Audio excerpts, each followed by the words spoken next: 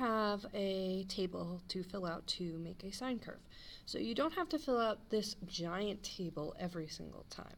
We're going to narrow it down to some key points in a little bit. But for right now, I'm going to use the whole unit circle to make a nice, pretty, continuous sine curve. So sine of 0 is 0.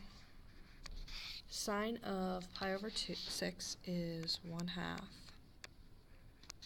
Sine of pi over 4 is root 2 over 2.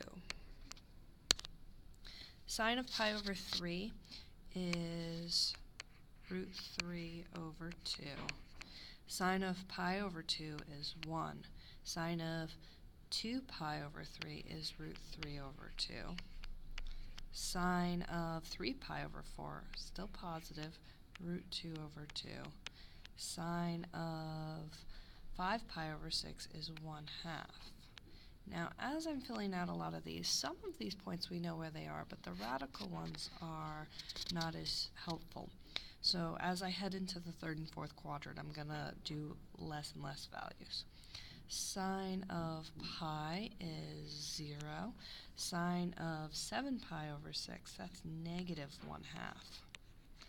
Sine of 3 pi over 2. Again, notice I skipped pi over 4 and pi over 3. I could have the negative root 2 over 2 and the negative root 3 over 2, but for spacing, I skipped them. So sine of 3 pi over 2, that's negative 1. Sine of 11 pi over 6, that's negative 1/2. And sine of 2 pi is back to 0. Again, I skipped some of those values towards the end. So now I'm going to plot these points. So 0, and at pi over 2, we're up at 1. So now in between, at pi over 6, that's about a third of the way through, we're going to be at about a half. At about halfway through this box, I'm going to be at root 2 over 2, which is about 0.707.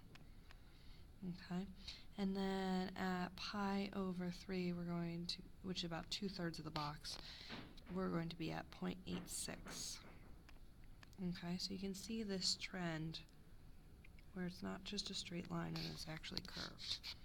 Okay, then I'm going to be at that 0.866, 0.707, 1/2, 0. As I head further, I did less points, but the big ones are right there, and then about there. So that is one cycle of a sine curve, because as soon as I continue past that, we're going to have all those coterminal points. So the 5 pi over 2 is coterminal to pi over 2, so this will be back at 1.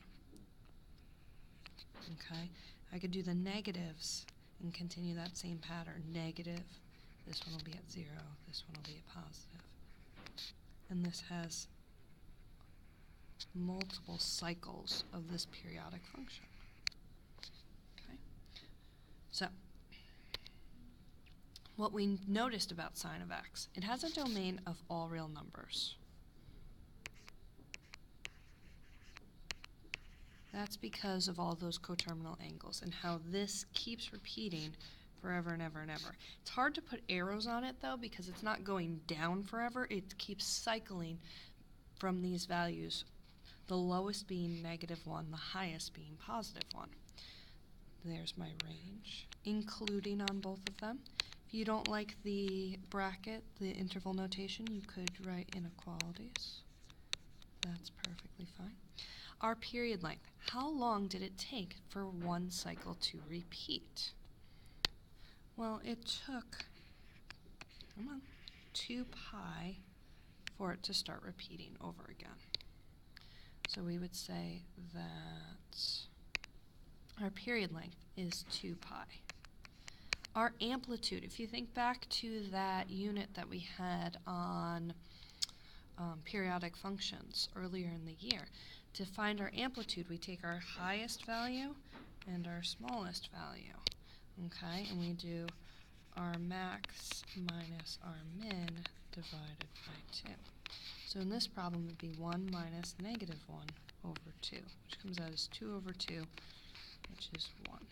And that makes sense because on this curve, from my midline, which happens to be right here, we are going 1 unit above and 1 unit below. Our critical points, those are our quadrantal angles, okay? So for sine, it has 5 critical points. 0, 0, pi over 2, comma 1, pi, comma 0, 3 pi over 2, comma negative 1, and 2 pi, comma 0.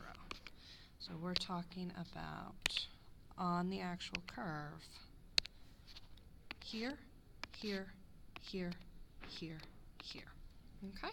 And those are the 5 critical points that make up one cycle or one period length of a sine curve.